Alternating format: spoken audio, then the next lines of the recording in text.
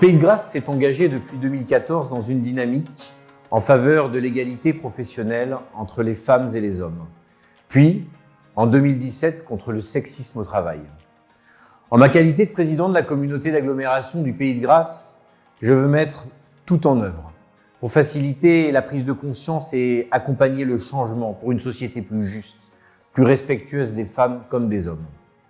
La collectivité s'est emparée de ce sujet en proposant une démarche apprenante à tous les agents, tous les élus par un cycle de sensibilisation sur ces questions.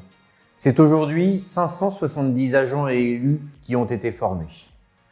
À l'instar de la démarche relative à l'égalité femmes-hommes, qui mobilise un nombre d'agents important, le collectif Zéro Sexisme à la communauté d'agglomération du Pays de Grâce met en œuvre des actions concrètes sur le terrain. Par exemple, en 2019, nous avons organisé un tournoi périscolaire de baby-foot dans le cadre de la Coupe du monde féminine de football.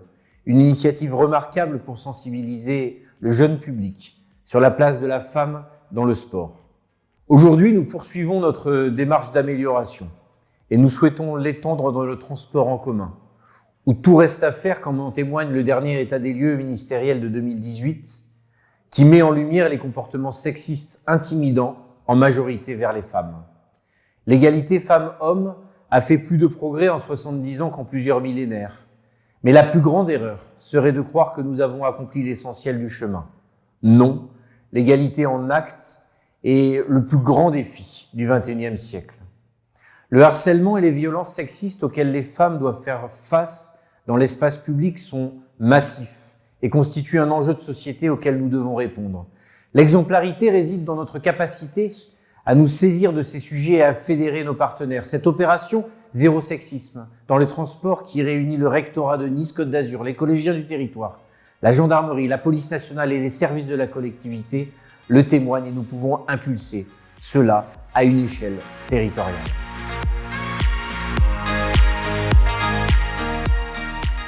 Nous sommes le 8 mars et aujourd'hui c'est la journée internationale des droits des femmes et de l'égalité entre les femmes et les hommes. Alors aujourd'hui, nous lançons une campagne contre le sexisme dans les transports. Alors le sexisme dans les transports, qu'est-ce que c'est ? Eh bien d'abord, ça exprime un manque de respect des garçons envers les filles, parce que c'est plutôt dans ce sens-là que ça se passe. C'est un geste déplacé, c'est des mots déplacés, parfois des injures, des regards insistants, des attouchements aussi souvent. Et c'est tellement répandu aujourd'hui dans les transports qu'on dirait que c'est normal. Mais jamais de la vie, ce n'est pas normal, c'est même inadmissible. Et c'est tellement inadmissible que c'est puni par la loi. Alors toute personne qui subit du sexisme dans les transports ou ailleurs, eh bien, elle peut porter plainte. Alors en quoi consiste cette campagne ? Eh bien, on vous demande de remplir un questionnaire. Rassurez-vous, c'est très vite fait, en 3 minutes vous l'avez fait. Un questionnaire pour recueillir votre témoignage en fait. Si vous avez été victime ou si vous avez vu du sexisme dans les transports. Et puis voilà, c'est comme ça que ça se passe. Vous pouvez flasher sur le QR code avec votre téléphone. Vous aboutissez directement au questionnaire. En 3 minutes, c'est fait.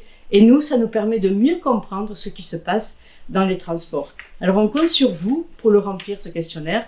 On va diffuser ça dans tous les établissements scolaires. Ce sera aussi dans les bus. Donc, quand vous serez assis à votre place, eh bien, flashez. Et pendant votre transport, eh bien, vous remplissez le questionnaire. Qu'est-ce qu'on va faire après avec les données de ce questionnaire ?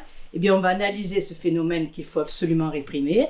Et puis, on va travailler. Alors, beaucoup d'actions sont prévues aussi bien dans les établissements scolaires que dans les transports directement pour éduquer, en fait, pour apprendre aux garçons et aux filles ce que c'est que l'égalité et ce que c'est que le respect des uns et des autres, des unes et des autres. Voilà, pour moi, c'est capital. Quand on apprend ça, quand on est petit, quand on est jeune, eh bien après, je pense qu'on a une autre attitude respectueuse envers tout le monde.